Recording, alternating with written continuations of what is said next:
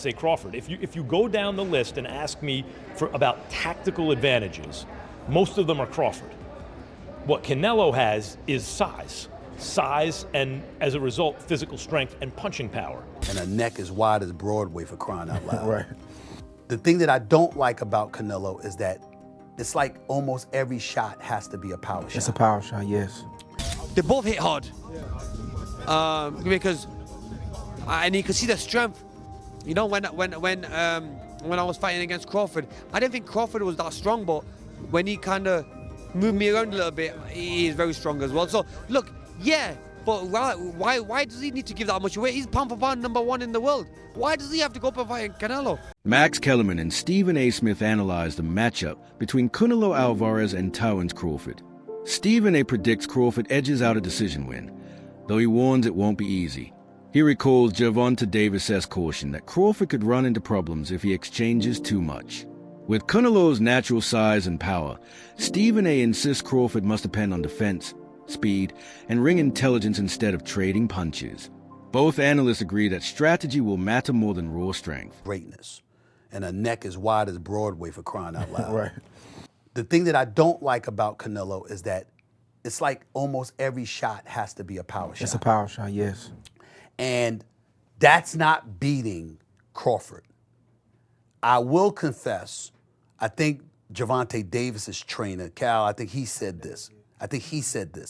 He said Crawford could find himself in trouble, and I'm not sure it was him, but I think it was him. He said Crawford could find himself in trouble if he decides to engage with Canelo, because Canelo is the naturally bigger, strong fighter. And I don't care that Crawford's gotten bigger, and I don't care that Crawford's going to go in there just as big as Canelo. Canelo is accustomed to fighting at the weight. Max Kellerman points out that Crawford's overall skills look sharper, giving him the technical edge. He also notes Canelo Alvarez's proven chin and naturally larger frame, which give him strength in close exchanges. Still, in recent fights, Canelo hasn't looked as sharp or dominant as before, showing some decline. That sets up a clash of Crawford's skill against Canelo's size and toughness, framing the fight as timing versus durability. Great chin, a great chin. But in terms of, if you want to go skill for skill, especially the recent version of Canelo, who's had to turn into a seek and destroy guy, who had to learn as his career went on to cut off the ring and not just follow guys around. Like Lara, Trout, Floyd, he followed those guys around. He had trouble because he's really a natural counterpuncher who wants you to come to him. But in recent years at super middleweight, he's gotten really good at cutting off the ring. Again, last fight notwithstanding. So as an overall suite of skills, recent vintage, it's been Crawford. Okay. But Canelo also is skilled and has a larger skeleton than Crawford. No matter what they weigh, Canelo's the bigger guy. Yeah.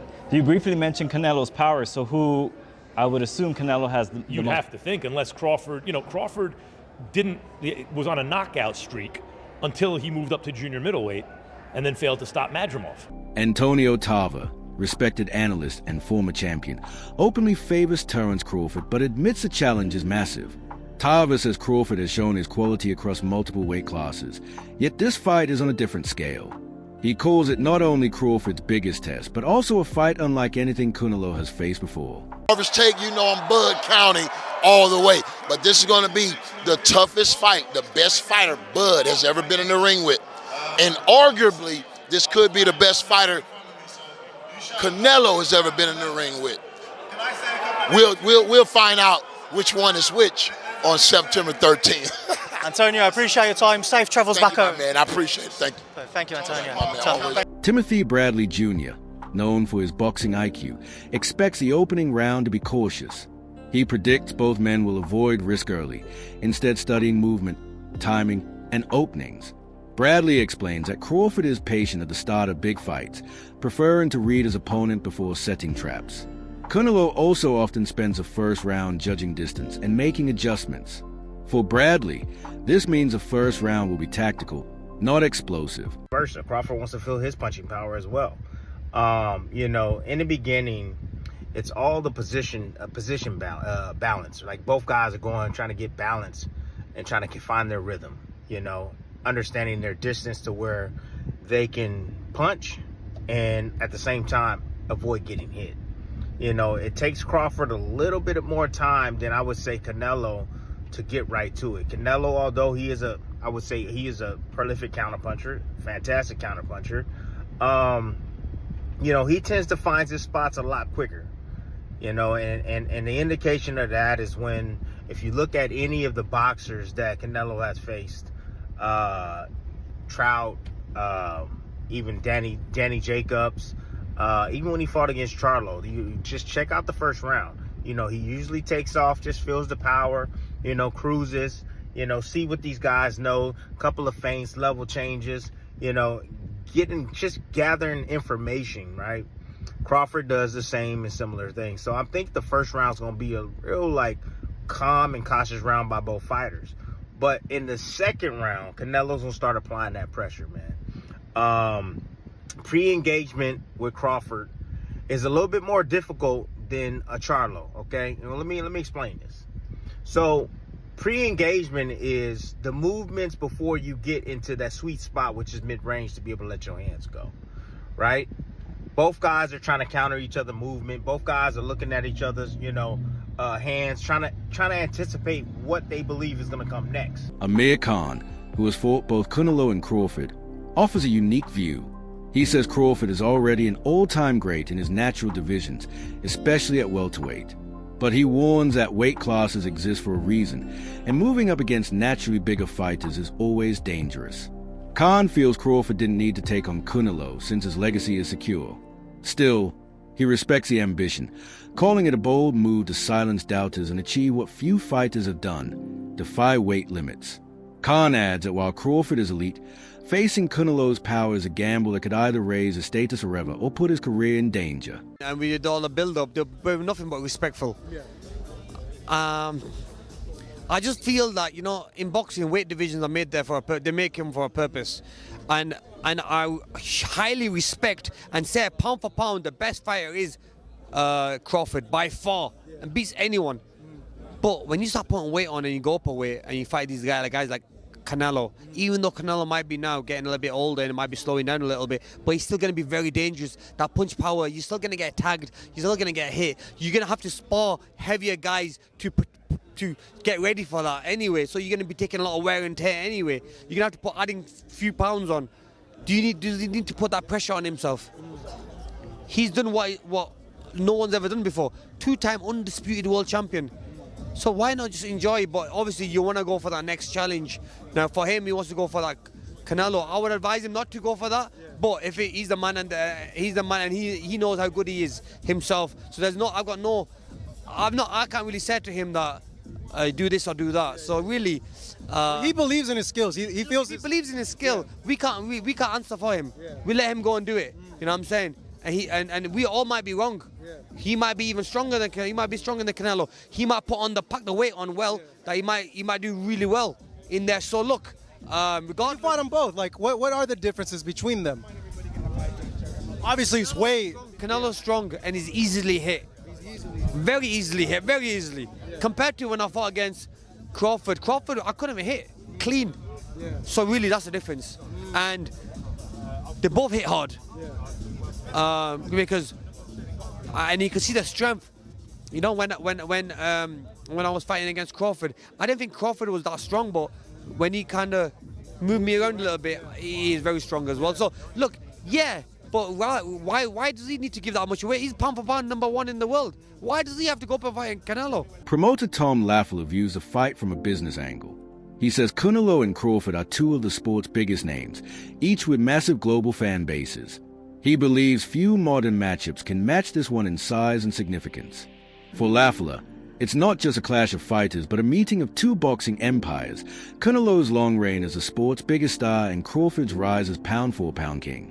He argues the hype is deserved because it's rare to see two fighters of this caliber agree to meet, especially with weight and legacy on the line. High-profile show, it's huge. It doesn't get any bigger than that, and you got to give credit to both guys. They're both very confident. They both have very passionate fan bases.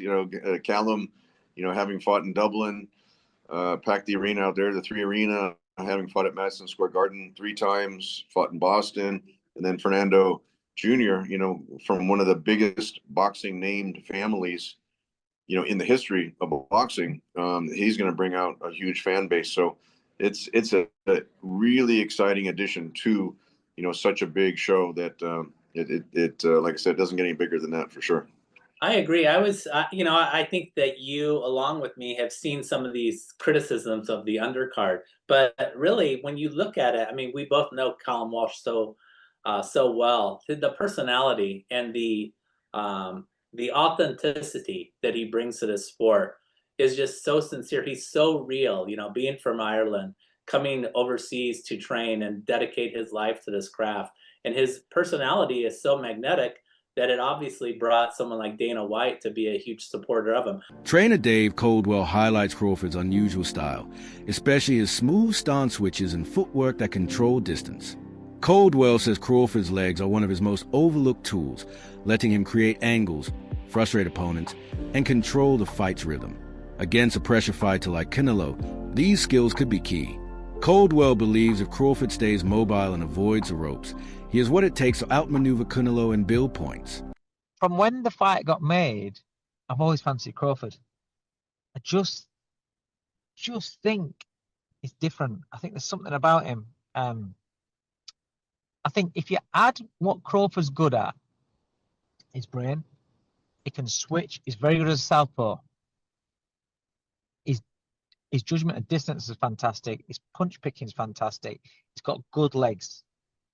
When you add and he can pop. I mean, listen, I'm not saying he's got the power to hurt Canelo, but he might have the power to surprise Canelo a little bit and just sting him But when you look at what Crawford does well, and then I look at this version of Canelo, as Canelo's got on, his punch rate's gone down.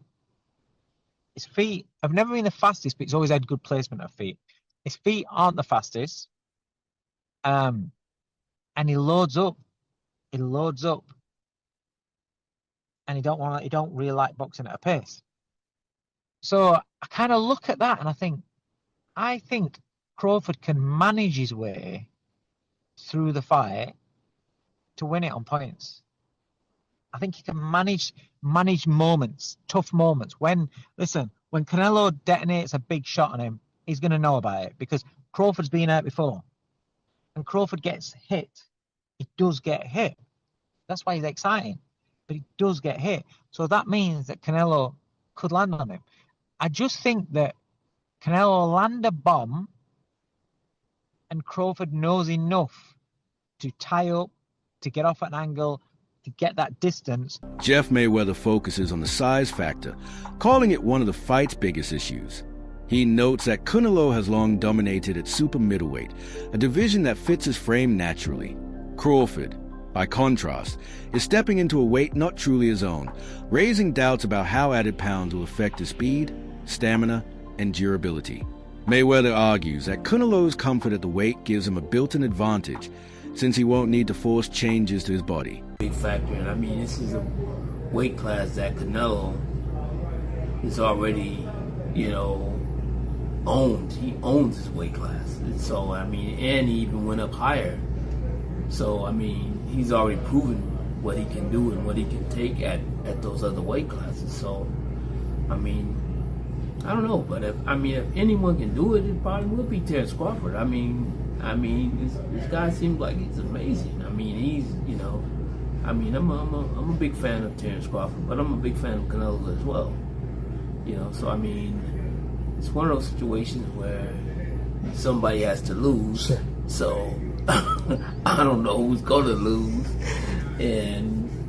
but I think that it's going to be a great fight. I think it's going to be a great fight.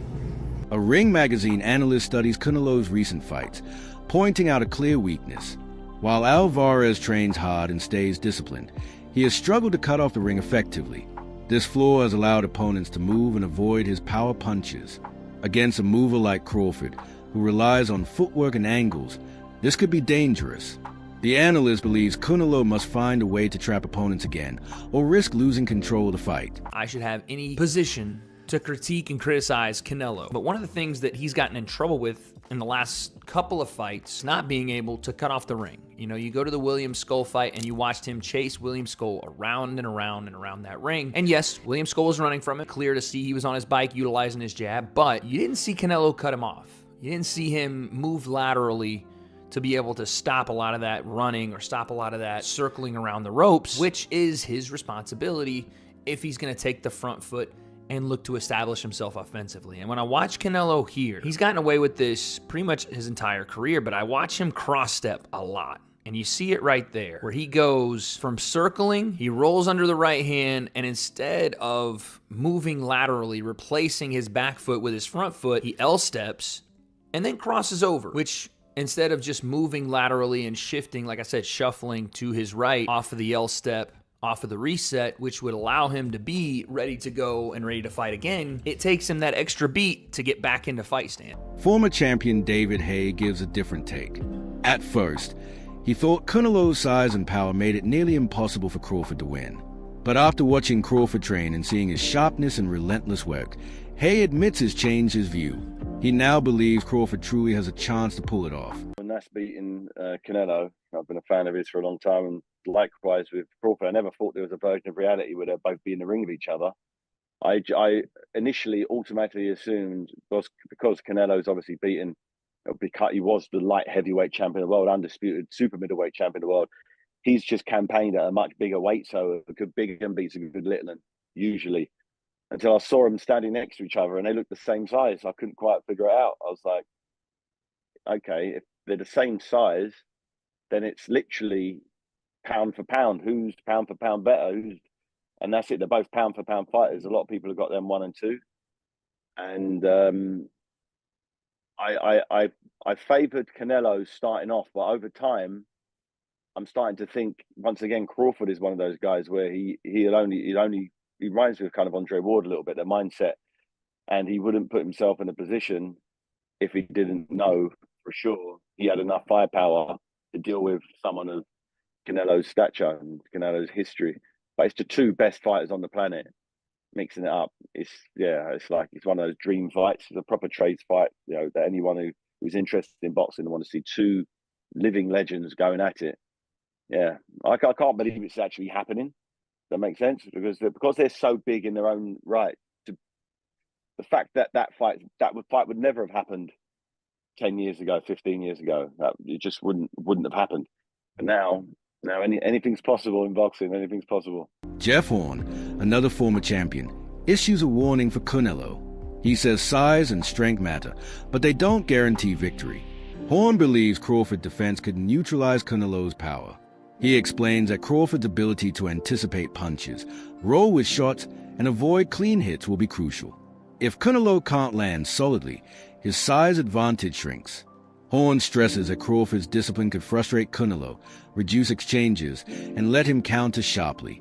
Finally, one veteran fighter who has followed Crawford's career closely says he cannot bet against him.